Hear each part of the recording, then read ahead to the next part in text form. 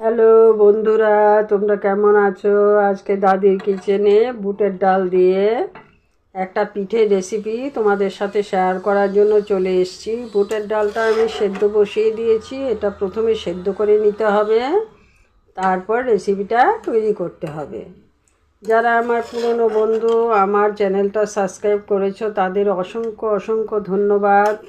যারা এখনও আমার চ্যানেলটা সাবস্ক্রাইব করোনি তাদের বলছি, দয়া করে তোমরা আমার চ্যানেলটা একটু সাবস্ক্রাইব করে দেবে। আমি নতুন নতুন ভিডিও নিয়ে তোমাদের পাশে এসে দাঁড়াবো। আমি উৎসাহ পাবো তোমাদের ভিডিও দেখাতে, তোমাদের সাথে কথা বলতে। ডালটা নামিয়ে শিলপাটাতে বেটে নেব।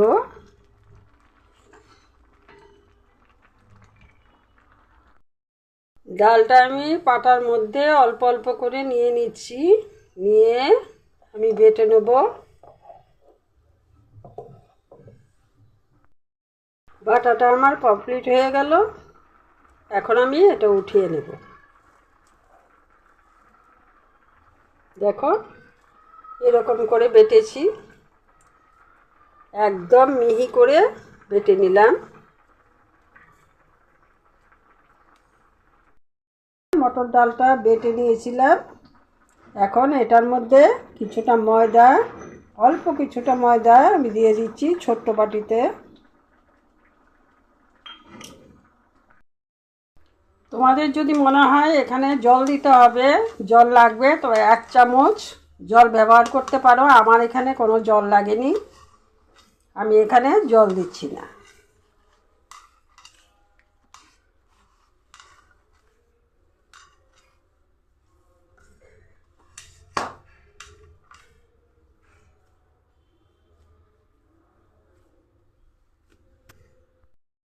এখানে অল্প কিছুটা ঘি নিয়েছি, আমি ঘিটা দিয়ে দিচ্ছি। এখানে কিছুটা ঘি ব্যবহার করলাম। ঘিটা দিলে পিঠেটার গন্ধটা খুব সুন্দর হয়, তার জন্য ঘিটা ব্যবহার করেছি। তোমরা সাদা তেলও ব্যবহার করতে পারো, তাতে কোনো অসুবিধা নেই, তা আমি ঘিটাই ব্যবহার করলাম। মাখাটা আমার হয়ে গেছে, ওপর দিয়ে একটু ঘি দিয়ে দিলাম, দিয়ে এখন 10 মিনিটের জন্য রেস্টে রেখে দিচ্ছি। 10 মিনিট পর ফিরে এসে তোমাদের দেখাবো রেসিপিটা কী করে করছি। এখানে আমি চিনির শিরাটা করার জন্য এই কাপটা দিয়ে, চায়ের কাপটা দিয়ে 2 কাপ জল নিয়েছি আর 2 কাপ চিনি নিয়েছি। চিনিটা দিয়ে দিচ্ছি, দিয়ে আমি এখন উনুনে বসিয়ে দেব। এখন আমি শিরাটা বসিয়ে দিচ্ছি। চিনির শিরাটা আমি করে নেব। পিঠাটার জন্য আমার এই শিরাটা দরকার হবে।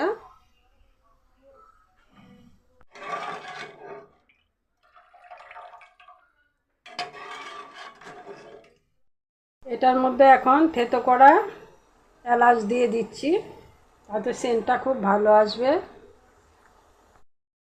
চিনির শিরাটা হয়েছে কি না আমি একটু দেখে নিচ্ছি।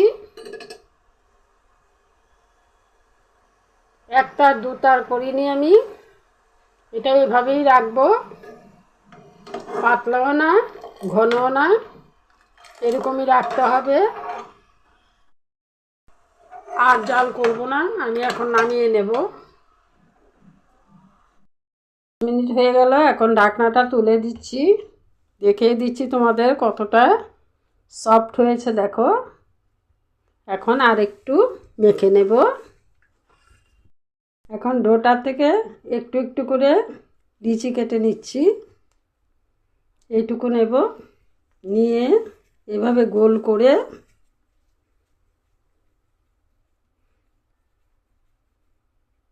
এভাবে করে দেব।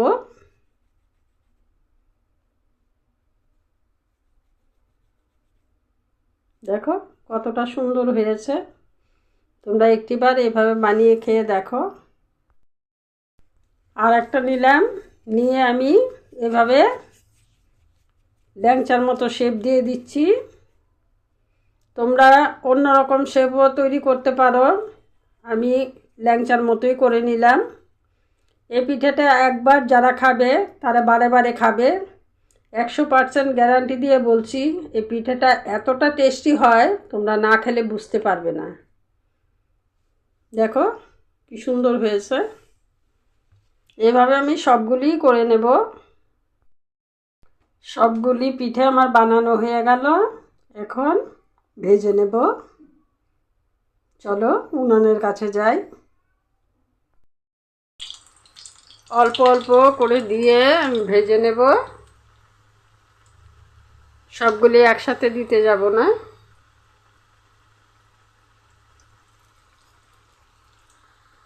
কিছুক্ষণ পর আমি উল্টে দেব। এগুলি যখন ভাজবে তেলটা অল্প কিছুটা গরম করে ছেড়ে দেবে। তেলে অল্প অল্প করে দেবে, দিয়ে কিছুটা সময় অপেক্ষা করে এটা উল্টে দেবে। সাথে সাথে উল্টোতে যেও না, কিছুটা সময় নিয়ে উল্টে দেবে। উনানের আঁচটা একদম লোতে রাখবে, রেখে ভাজবে। দেখো কত সুন্দর ভাজা হয়েছে। তুলে নিচ্ছি।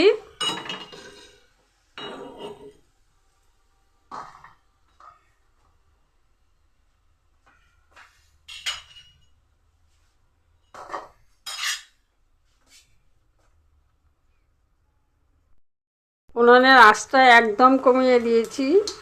এখন আস্তে আস্তে ভেজে নেব।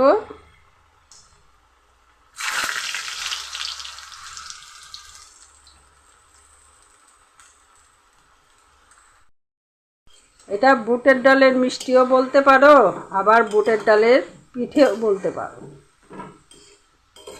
দুটোর কাজই করবে এটা।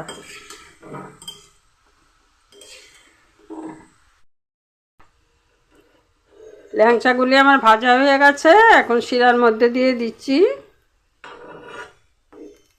প্রত্যেকটা ল্যাংচা আমি ভেজে ভেজে শিরার মধ্যে ফেলে দিয়েছি।